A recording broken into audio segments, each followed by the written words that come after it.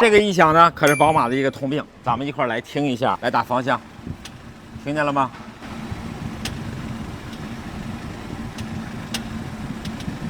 嘎哒嘎哒，嘎哒嘎哒，就这个声音，听见了吧？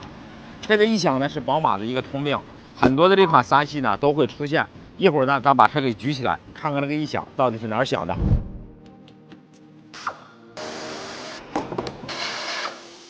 来看一下这个响声，宝马呢针对这个响声呢是有一个官方指导文件的 ，EPS 在极限位置附近转向时发出咔嗒声，看一下这个车轮的这种感觉是不是跟它是一样的？刚才咱们试的时候，然后出现的车辆 G01、G02、G08、G20、21、G28、G42这些车都会出现，然后呢。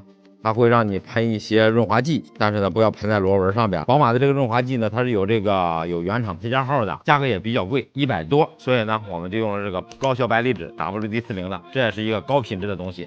一会儿呢，师傅会把它给喷上，然后咱们再试一下，看看这个声音还在不在。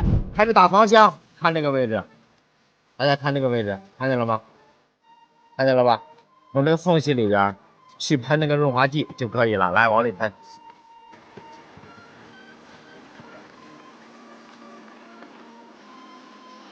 这个白色的锂离子喷完了之后呢，就要把这2个螺丝给紧上。宝马有要求，紧箍到19牛米。大家往这看，19牛米啊，来把它紧好。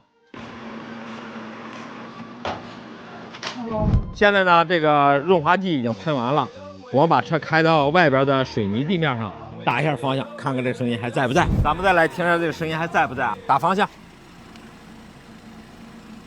听。